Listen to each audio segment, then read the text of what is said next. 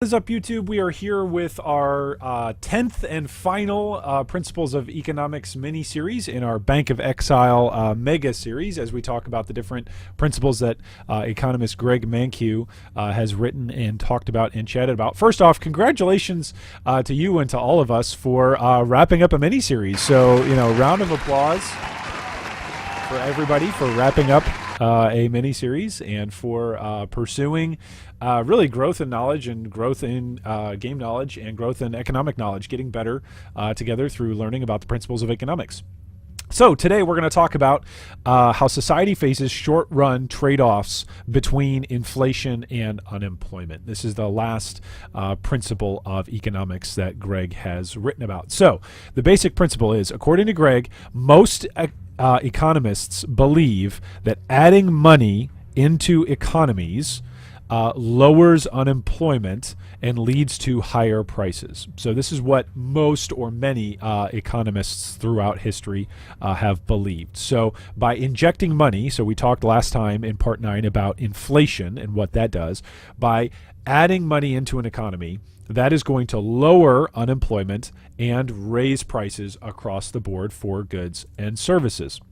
Now, the reason for this is because of the business cycle, that fluctuations in economic activity change things like employment and production levels. So as employment levels go up, then production levels also rise to match it, which means that unemployment goes down, and then prices for everything also goes up because there's more currency in the economy. So an example of this, that more money in an economy stimulates spending and increases demands for goods and services. So for instance, in Path of Exile, if there is more money in the economy, and let's say you find a couple of chaos, let's say you find 10 chaos as you're leveling a character from Acts 1 to 10. If you find 10 chaos and you get to maps, you're going to have 10 chaos to spend on late game items, whether that's maps or whether that's converting to other currency that you need, or whether that's build enabling uniques. You're going to have 10 chaos to go do that once you reach endgame. If you only had one chaos that you found through the entirety of the 10 acts of Path of Exile and you got to endgame, well, you'd have to figure out, how am I going to spend and split up this one chaos as opposed to 10 chaos? So by having more chaos at your disposal, it stimulates your spending. You say, yeah, I can spend 5 chaos because I'm still going to have 5 other chaos. Or yeah, I can go out and spend all 10 chaos on this really, really good thing because of course I can do that. Or of course I can go and purchase a lab carry because I've got 10 chaos, and that's what I've saved that 10 chaos up for. Again, if you've got less currency, if you've only got one chaos, then it's going to make you hesitant as a buyer, hesitant as a market participator. So more money in the economy, this is again the theory of many economists, more money in the economy stimulates spending and increases the demands for goods and services because more people have money to pay for it. Now, this also means that higher demand in the economy may cause rising prices. So as producers in the economy start to notice that, hey, there's more money in the economy, well, now they can charge more for each of their services or each of their products. So higher demand may cause rising prices, and higher demand may actually lead to more employees. So on the one hand, it may cause a rise in prices.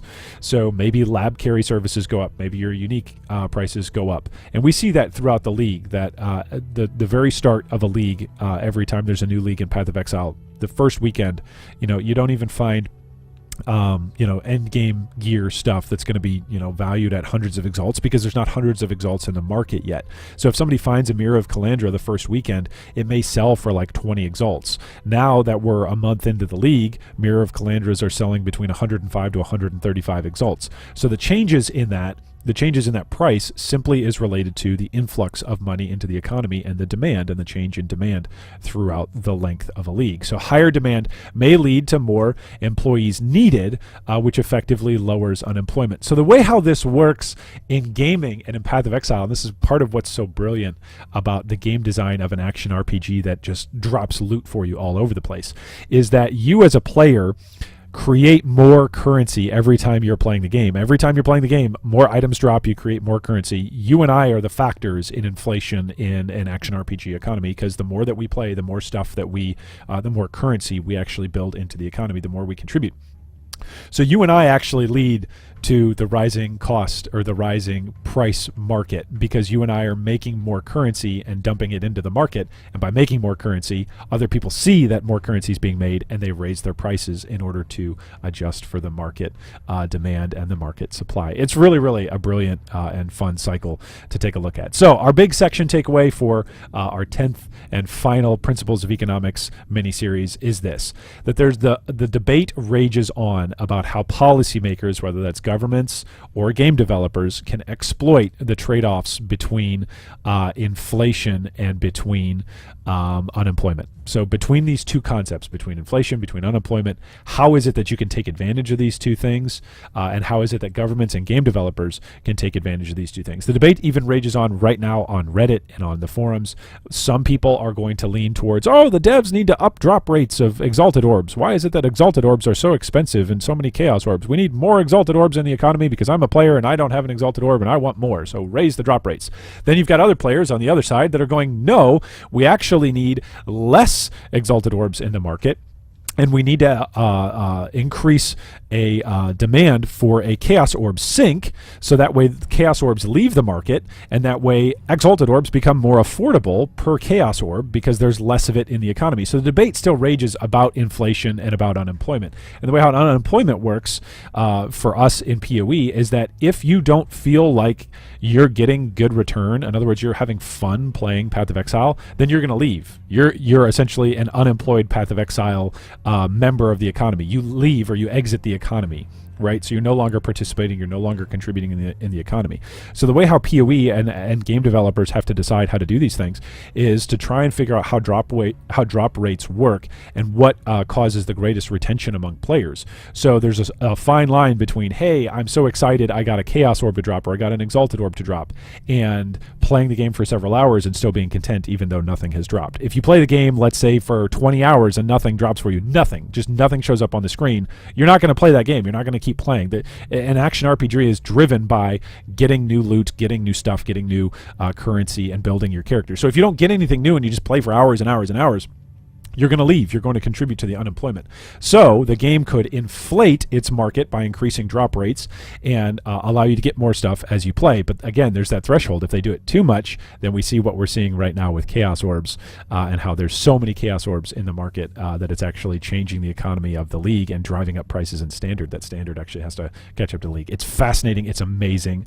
This is really, really awesome economic stuff. Like if you're not passionate about what's going on in Incursion League right now economically, then you're probably not passionate about PoE economics, and I don't know why you just went through a 10-part series about it. But anyway, congratulations again to you. We've wrapped up our 10-part series. You too can benefit from the following trends and from everything going on in PoE right now, whether that's unemployment talk or inflation talk in PoE. You can benefit by following the trends. So if there's more chaos or more currency involved in the economy, the very simple tip that you can do is you can raise your prices. Like go into your price tabs and just raise your prices. See if people buy them. If you're looking to generate more currency for yourself, okay, then lower prices and see if things flip faster for you, because there's more money in the economy, which means that there's more people willing to spend inside this economy. So anyway, hope you enjoyed the series. If you did, subscribe for more daily PoE content down below. If you've got comments or feedback for us, feel free to do so down below. And if you really enjoyed the series and want to continue and help to support G3 and more videos like this, as well as get awesome, sweet Discord perks, as well as some other merchandising perks and other build tip perks, then you can do that by checking out our Patreon. All that info is down below in the video information description. Thanks so much for watching, and stay tuned for more PoE daily content.